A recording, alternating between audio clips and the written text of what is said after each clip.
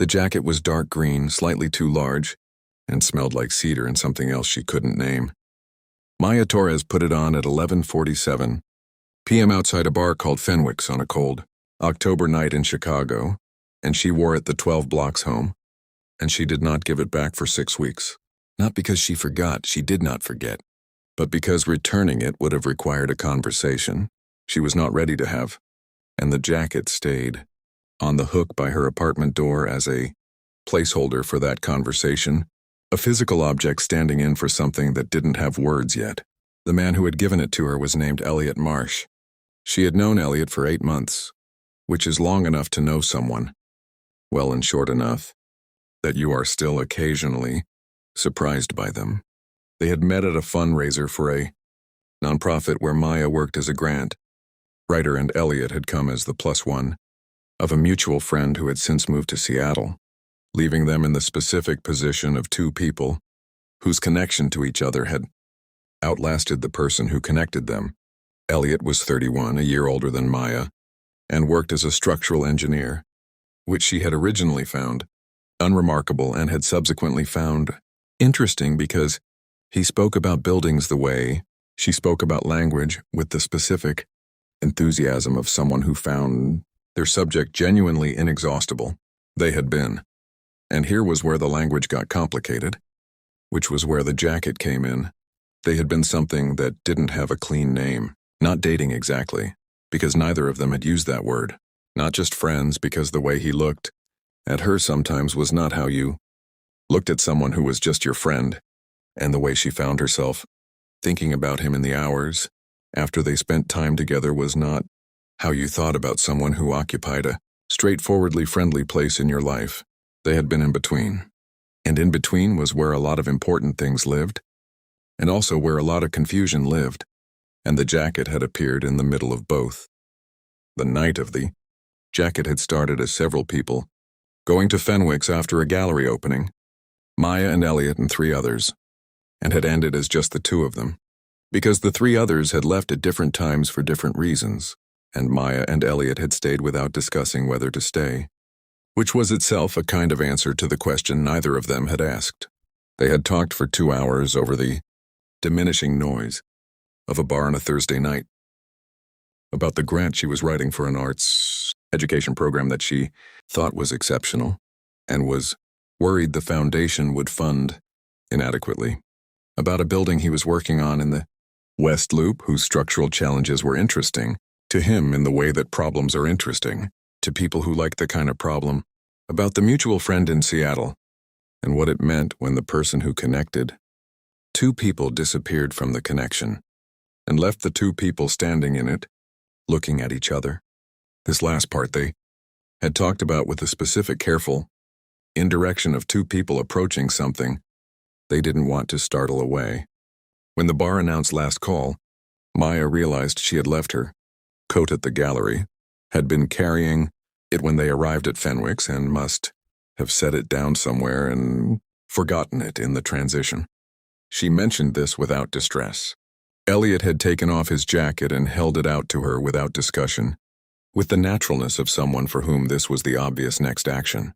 She had put it on. It was too big. The sleeves came past her wrists. The shoulders sat further out than her shoulders. She was aware, wearing it, of the specific intimacy of wearing someone else's thing, the way it held the shape of another person's daily life. "I'll get it back to you," she said. "Sure," Elliot said. "No urgency." The word dropped lightly. They had walked in the same direction for 6 blocks before his route diverged from hers.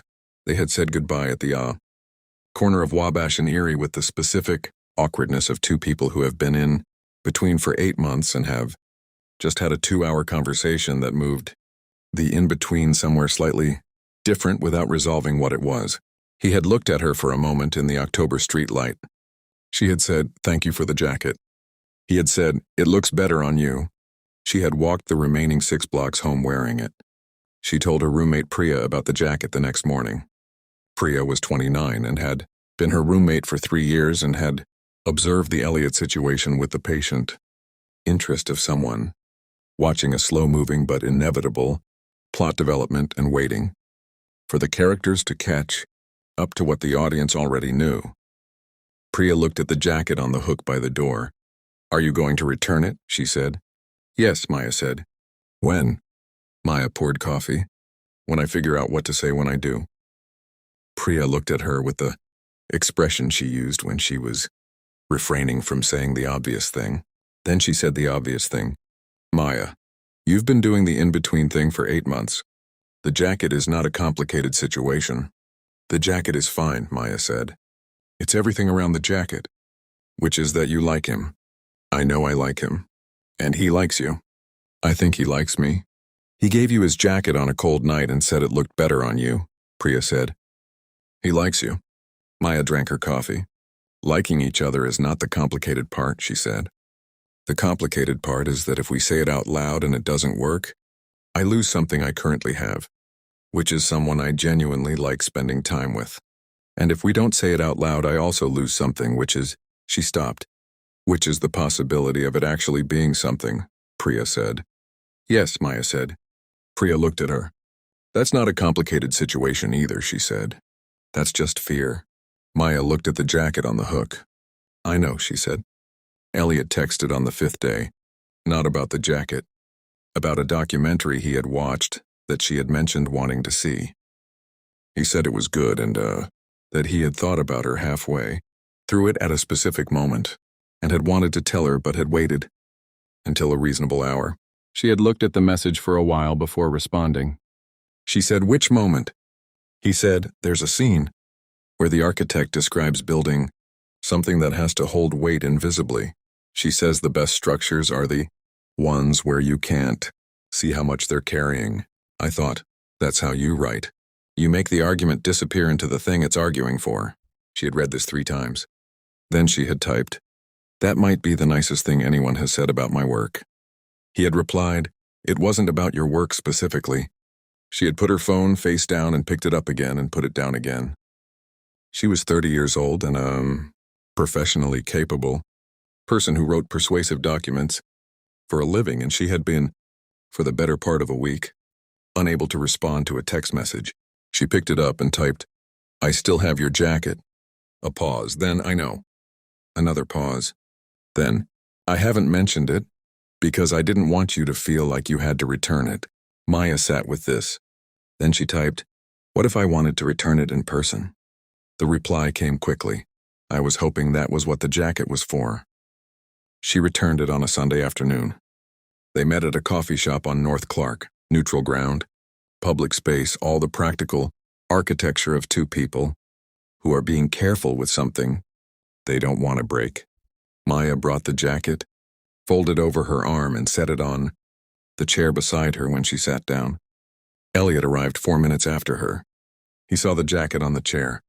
He sat down across from her and looked at her, and she looked at him, and the 8 months and the 2-hour conversation at Fenwick's and the documentary text, and all of it was in the room with them, organized into the moment they were in. "So," Maya said. "So," Elliot said, "I have your jacket." "You do?" She looked at him. "I want to say something, and I need you to not make it easier for me because I need to say it myself." He folded his hands on the table, waited. "I've been in between with you for 8 months," she said. "And I think I've been in between because being in between felt safer than knowing. If I said the thing and you didn't, if it wasn't," she paused, found the rest of it. "I was afraid the saying would be worse than the not knowing. But I've been carrying your jacket for 6 weeks and thinking about a text you sent, and I think the not knowing is already worse." Elliot looked at her for a moment. "Can I say something now?" he said. "Yes," she said. "I gave you my jacket on purpose," he said. "Not because you needed a jacket. Because I wanted you to have something of mine. Because I'd been trying to figure out for 8 months how to say what I wanted to say. And the jacket was the first honest thing I'd managed." He paused. "And I've been waiting 6 weeks for you to return it so we could have this conversation." Maya looked at the jacket on the chair beside her. Then she looked at Elliot. "You could have just texted," she said. "So could you," he said. She laughed. Actually laughed. The kind that arrives without permission. He laughed too, and the 8 months and the in-between and the careful architecture of the whole situation dissolved. Slightly in the laughter, became something lighter and more possible. She picked up the jacket and held it out across the table. He took it and then, without putting it down, he said, "Do you want to get dinner?" Not as something in between. As something. Maya looked at him. "Yes," she said. "I really do." They left the coffee shop together. The October light was the same as it had been 6 weeks ago, which was cold and clear, and the specific quality of Chicago in autumn that made everything look slightly more significant than it was, or perhaps exactly as significant as it was. She did not take the jacket. She didn't need it anymore. She had said the thing.